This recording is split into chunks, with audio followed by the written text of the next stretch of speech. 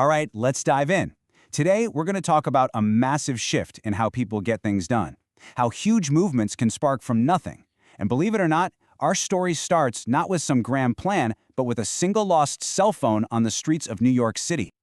So, to really get a handle on this, we're going to skip the textbook definitions for a minute. Instead, we're jumping right into a real-life drama, a story that perfectly captures what's changed. It's all about a woman named Ivana, her friend Evan, and a teenager who had no idea she was about to step into a global firestorm. So get this, Evan simply emailed a teenager named Sasha, asking for his friend Ivana's lost sidekick phone back. Sasha had found it, you see, but instead of just returning it, she and her friends started sending back insults, and then this pretty chilling threat. And this is where things get wild. Evan, feeling totally stonewalled, throws up a simple web page just telling the story. Within hours, it exploded online. A global community of complete strangers just formed. They became detectives, digging up Sasha's MySpace pages, her address, everything. At first, the NYPD just blew it off. But as the pressure from millions of people and the media grew, they had no choice. They reclassified the case, arrested Sasha, and returned the phone. And the craziest part, the whole thing took just 10 days. So that's the big question, right? How on earth did one guy, Evan, with no company, no money, no official power whatsoever, manage to rally a worldwide force that could actually pressure the New York City Police Department? The thing is, the sidekick story isn't just some bizarre internet tale. It's the perfect example of a huge change in how we organize.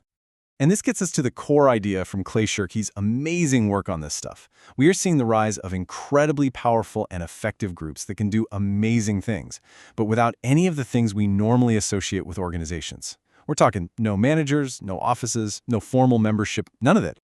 For the first time in history, our digital tools have made it, as Shirky says, ridiculously easy for groups to form. We can pool our efforts and get things done without any kind of top-down boss telling us what to do. But to really appreciate how revolutionary that is, you kind of have to understand why we needed those formal organizations so badly in the first place. And to understand why groups are just inherently difficult, we're going to start with what seems like a simple little brain teaser, the birthday paradox. Okay, imagine you're at a room with 36 people. Just 36. What do you think the odds are that at least 2 of them share a birthday? Now, most people guess it's pretty low, right? Maybe 10%? I mean, there are 365 days in a year, but the actual answer is way, way higher. The odds are actually over 80%. It's incredible. But the really interesting part isn't the math itself. It's what this little fact tells us about the hidden complexity lurking inside any group. You see, the birthday paradox isn't a paradox at all. It's just a really powerful illustration of a simple rule. As you add people to a group, the number of connections and relationships inside that group doesn't just add up, it explodes exponentially. Think about it like this. A tiny group of 4 people has 6 different connections to manage. A group of 10, that jumps to 45. And by the time you get to our birthday party of 36 people, you're looking at over 600 potential relationships. Trying to get anything done with that much complexity is a total nightmare. And historically, the only way to solve this problem was to build rigid organizations with managers whose whole job was basically to tame that chaos. But what happens when the tools to coordinate suddenly become almost free? Well, that brings us to this really cool economic idea, first talked about by a guy named Ronald Coase, that just perfectly explains why this new world of group action is even possible. So, the economist Ronald Coase basically said that companies and organizations exist for one main reason. It's cheaper to coordinate work inside a company than to try and do it out on the open market. But there's a catch. Every organization has what's called a Coasean floor. It's a threshold. And below that floor, an activity, no matter how valuable it might be to people, is just too small or not profitable enough for a real institution to bother with. Just think of all the good ideas that never happened because it wasn't worth the cost for a company to do it. And this is where everything changes.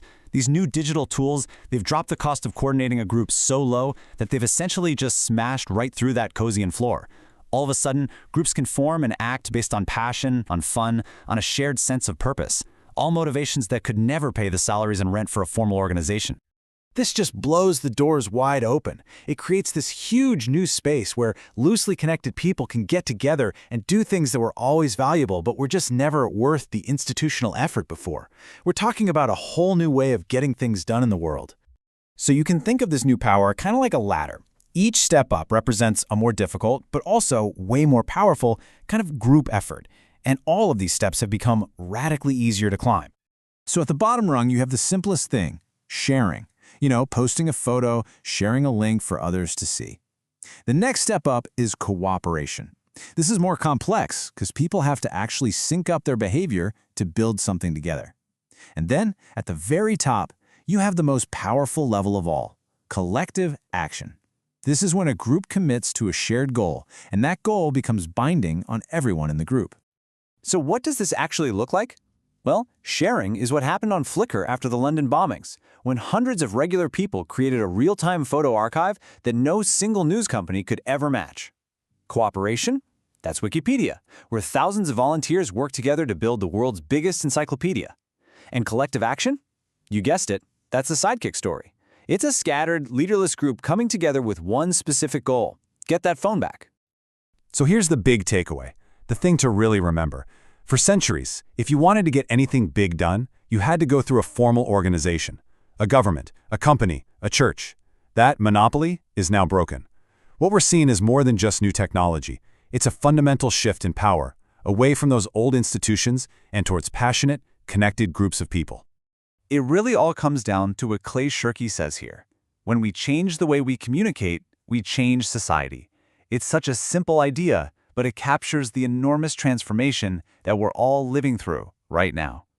Now, the story of the stolen sidekick, it had a happy ending for Evan and Ivana for sure, but it leaves us with a much darker, more complicated question. I mean, an online army publicly shamed and targeted a teenager over a $300 phone. So as we finish up, we're left with this really powerful and kind of unsettling thought. In a world where group action is this easy and anyone can rally a crowd, who gets to decide what's right and who decides what's just? Thanks for joining this explainer.